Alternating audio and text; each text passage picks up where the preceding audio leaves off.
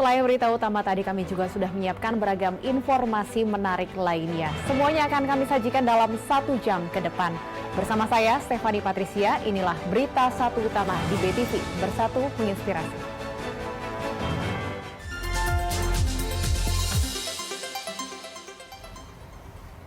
Pemirsa, kantor Bupati Karawang digeruduk pengunjuk rasa yang menuntut lapangan pekerjaan. Masa kecewa dengan masifnya pengangguran di wilayah Karawang.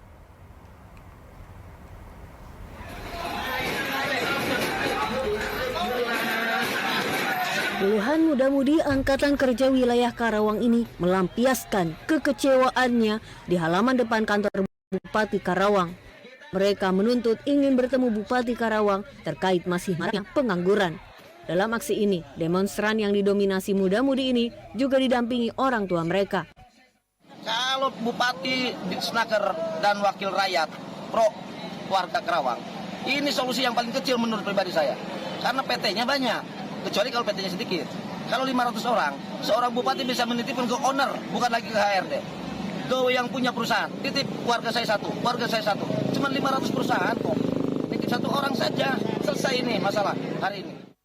Salah seorang pengunjuk rasa mengeluhkan sistem penerimaan kerja dengan memungut biaya hingga jutaan rupiah. Tadi bilang KDM. Iya. Berapa ADM kalau dipinta dari itu? Ada yang dipinta 8 juta, terus 15, kayak gitu 20 juta. Itu tuh kalau dibayar gitu udah pasti karyawan atau masih sistem kontrak atau magang? Sistem kontrak kali. Kontrak. Berdasarkan data Disnaker Trans Kabupaten Karawang, pada tahun 2022 lalu tercatat 26.000 pencari kerja di Kabupaten Karawang dan hanya 9.000 diantaranya yang terserap dan berhasil kerja. Usman, Karawang, Jawa Barat.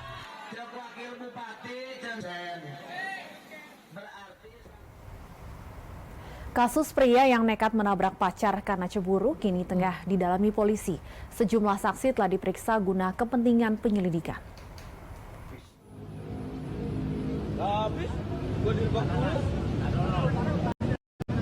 Inilah kecelakaan lalu lintas yang sempat viral di media sosial. Diduga pelaku menabrak motor kekasihnya sendiri dari belakang lantaran cemburu. Akibat insiden ini, wajah korban dan sejumlah bagian tubuh lainnya terluka. Menyerempetkan motornya ke motor korban sehingga menyebabkan keduanya terjatuh. Nah, kemudian atas peristiwa itu korban mengalami luka di beberapa bagian tubuhnya seperti wajah, tangan, dan kaki, dan kemudian dibawa ke Rumah Sakit Fatmawati untuk penanganan secara medis. Nah, dalam perkara tersebut kami sudah meminta keterangan kepada beberapa saksi yang memang pada saat kejadian itu ada di TKP. Kini setelah membuat laporan ke polisi, sejumlah saksi pun telah diperiksa untuk kepentingan penyelidikan. Nah, dalam perkara tersebut kami sudah meminta keterangan kepada beberapa saksi yang memang pada saat kejadian itu ada di TKP dan juga menyaksikan peristiwa tersebut. Nah, saat ini sedang kami dalami peristiwa tersebut dari beberapa saksi ini.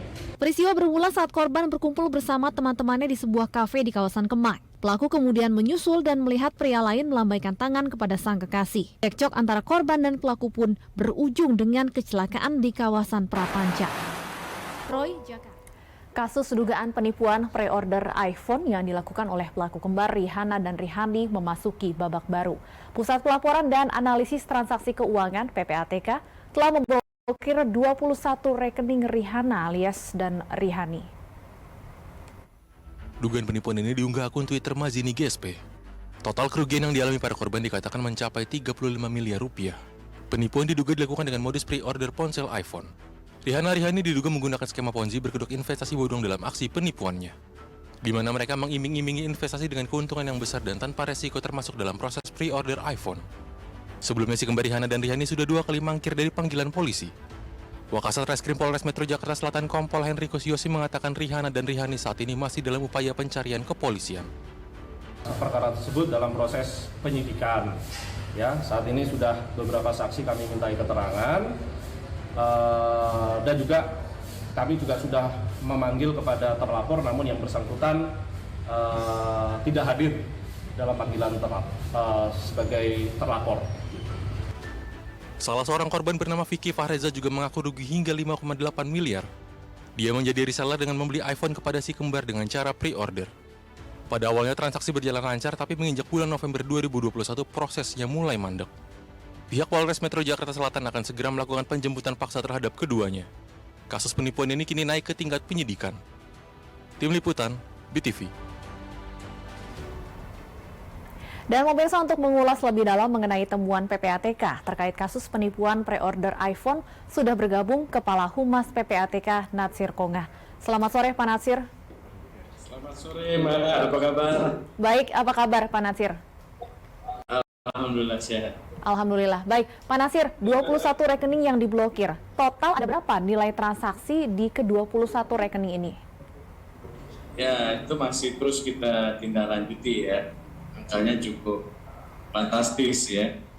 Nah, dari kasus penipuan pre-order iPhone ini terkait dia si kembar RA dan RI, kami telah memerintahkan penyedia jasa keuangan dalam hal ini bank untuk melakukan penghentian sementara transaksi rekening pada RA dan RI. Nah, penghentian transaksi ini dilakukan di rekening RA dan RI pada 21 penyedia jasa keuangan bank. Hasil analisis kami sementara itu diketahui bahwa RA dan RI ini melakukan transaksi tunai. Nilainya ya cukup signifikan ya, yang mana diduga sumber dana tadi berasal dari hasil penipuan yang dilakukan.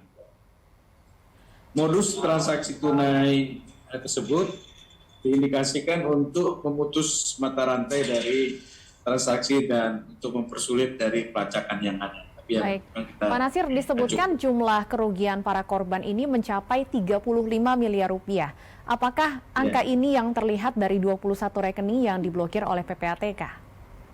Ya, ini terus masih kita dalami ya. Untuk 21 rekening ini atas nama siapa saja, Pak Natsir? Apakah hanya kedua terduga pelaku ini atau ada nama lain? Ya, sementara itu masih dua terduga pelaku yang kita blokir ya. Dan harapan kita kepada masyarakat untuk lebih berhati-hatilah ya dengan tawaran baik itu pembelian barang, investasi, apalagi harganya itu tidak wajar, ya kan, tidak memiliki usaha dari usaha yang belum misalnya memiliki legitimasi usaha yang jelas, tanpa izin, badan hukum dan lain-lain. Nah, ini kan sebenarnya kasus-kasus yang sering terjadi ya Mbak ya.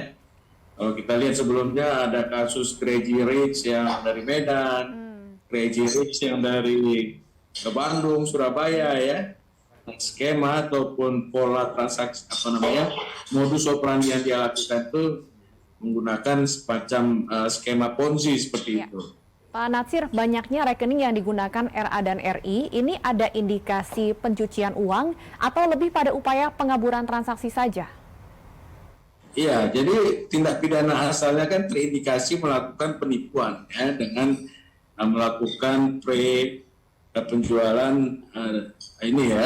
iPhone ya, di mana pembeli tidak diberikan barang sebagaimana mestinya. Kan indikasi awal tindak pidana asalnya itu penipuan. Nah, pencucian uang itu adalah dia melakukan upaya mengaburkan, menyembunyikan uang hasil kejahatannya tadi sehingga seolah-olah tanpa sah. Itu yang disebut dengan pencucian uang.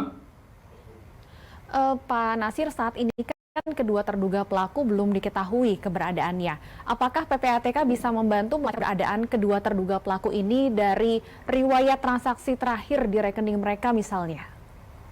Ya, tentu ya, kita terus berkoordinasi dengan para penyidiknya. Sudah diketahui artinya, Pak? Artinya PPATK sudah memberikan informasi ini kepada pihak kepolisian? Kita terus berkoordinasi ya. Masih ada di Indonesia tapi Pak, kedua terduga pelaku ini dari riwayat transaksi keuangan terakhirnya. Iya, saya tidak bisa jelaskan di sini ya. Tapi hal-hal seperti itu sesuatu yang bisa kita lakukan. Baik, 21 rekening yang diblokir. Ada kemungkinan jumlah ini masih akan bertambah, Pak? Masih ada kemungkinan ada rekening lain yang digunakan? Masih besar, ya. Apakah memang ini modus yang kerap digunakan pelaku penipuan, Pak Natsir, menggunakan banyak sekali rekening? Iya, tapi dalam hal ini banyak transaksi yang dilakukan secara tunai. Artinya para pembeli pre-order iPhone tadi itu mentransfer ke rekening lalu diambil secara cash untuk kemudian itu ditempatkan dan dibelikan dan lain-lain. Baik. Jadi kita menggunakan sarana penyedia jasa keuangan seperti itu. Baik, tentunya kita akan terus menunggu kelanjutan dari kasus ini. Terima kasih Pak Natsir Kongah, Kepala Humas PPATK sudah bergabung bersama kami. Kita ke informasi selanjutnya, pemirsa. Komisi Pemberantasan Korupsi menyita motor gede yang kerap dipamerkan Mario Dandi di media sosial. Moge tersebut disita usai KPK menggeledah rumah milik adik Rafael Aluntri Sambodo di Tangerang Selatan.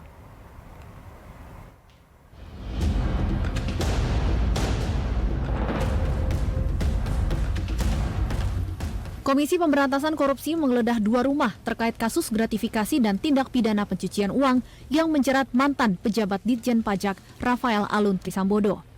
2 rumah yang digeledah di Cirende, Tangerang Selatan ini merupakan milik adik dari Rafael. Dari penggeledahan tersebut, KPK mengamankan sejumlah dokumen dan 1 unit motor gede. Moge yang disita merupakan motor yang kerap digunakan putra Rafael, Mario Dandi, dan dipamerkannya di media sosial. Kemarin benar tim penyidik KPK melakukan penggeledahan di daerah Tangerang Selatan di 2 rumah yang berbeda yang diduga milik saudara dari tersangka RAT.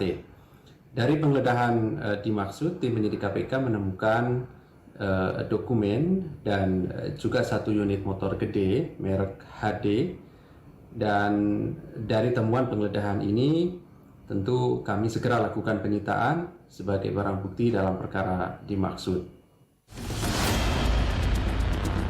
Rafael Aluntri Sambodo diproses hukum KPK atas kasus dugaan penerimaan gratifikasi terkait perpajakan sebesar 90.000 US dollar atau sekitar 1,35 miliar rupiah. KPK juga sudah menetapkan Rafael sebagai tersangka tindak pidana pencucian uang. Sejumlah aset Rafael yang diduga berasal dari TPPU turut disita KPK. Di antaranya sebuah rumah di Simpruk, Jakarta Selatan, rumah kos di Blok M, dan kontrakan di Meruya, Jakarta Barat. Tim Liputan BTV.